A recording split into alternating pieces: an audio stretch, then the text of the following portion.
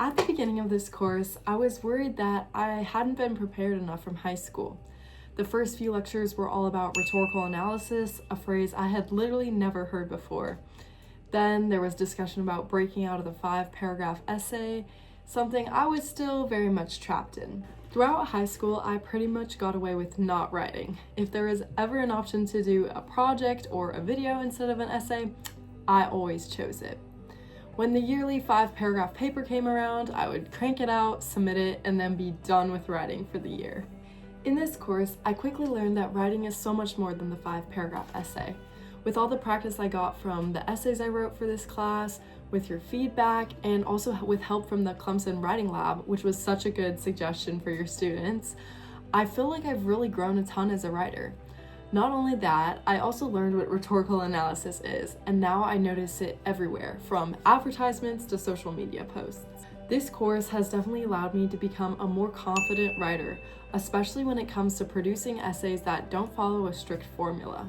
For example, my research narrative essay. I had never written anything like it before, where I was reflecting on my research process through the form of an essay. It taught me that essays don't have to look the same every time. Instead, the structure can follow the flow of your thinking. I organized my essay to align with my research project, starting with my research question, then moving through the sources in the order of which I found them. I even used headings, which was something I had never done in high school and was oddly exciting. This project connects with one of the passages I read from Habits. On page 142, there's an example about Oliver Sacks, a researcher and writer who had to rethink his hypothesis after realizing that both blind and sighted people had varied visual imaginations. His research didn't go where he expected, and he had to readjust as he learned more. I like this passage because it reminds me of the lesson I learned throughout my own research for this essay. That real research is about following the question, not trying to force a specific answer. So if your hypothesis changes over time, it's probably a good thing. Another assignment that was influential on me as a writer was my rhetorical analysis essay. It was the first time I had ever done a rhetorical analysis without the help of the rest of the class, and after writing it, I felt like I really understood rhetoric. Not only that, I was proud of this essay. I loved how organized it felt, how many paragraphs I broke it up into, and the fact that it was my first formal essay where I included the personal pronoun I in the final draft. While writing this essay, I met with someone at the Clemson Writing Lab where she said she loved it and would barely change anything, so I was ecstatic. The essay gave me so much confidence. It showed me that college writing wasn't about following rigid rules, but about expressing ideas clearly and using whatever structure made sense.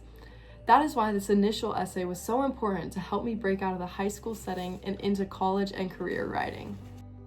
One piece of media I connected strongly with in this course was the Uncertain Hour podcast about the OxyContin epidemic. It reflects the kind of researcher and writer I want to be. They did such in-depth research, saying, "We spent 8 months digging through the paperwork that brought OxyContin to market, filed countless requests with agencies to get access to hard-to-find documents, and reviewed hundreds of pages of court records." On top of all this, they also got first-hand interviews from individuals involved with OxyContin. The personal testimony from those interviews was especially compelling. In research projects I do in the future, I probably won't go that in-depth, but I hope to be similarly thorough by exploring all the rabbit holes and subtopics within my research question like they did. Although all of the information they gathered didn't fit into their 1-hour episode, you can tell the final product was shaped by the subtopics they made sure to cover during their research process. Another thing I loved was the flow of the episode. They capture your attention right at the beginning and stay focused on a clear topic throughout, using repetition such as by reading the phrase, "Delayed absorption as provided by OxyContin tablets is believed to reduce the abuse liability of a drug," over and over again. Despite having so much information, the podcast wasn't muddled. It was very organized. That is how I would like to be as a writer: knowledgeable, clear, and engaging. Taking a step back to reflect on this course has shown me how versatile writing can be. From the graded responses to the research inquiry essay, I've done a variety of writing, all of which break the 5-paragraph mold. In Habits on page 162, there's a line that says, Writing isn't a rigid formula. It's the act of exploring the possible. Writing can be exploring your thoughts in a diary, or exploring a complex issue like teacher burnout, as I did in my inquiry essay. Seeing writing as exploration causes it to be fun, not just something I'm forced to do. And that's what I hope to remind myself when I'm writing for future classes and beyond.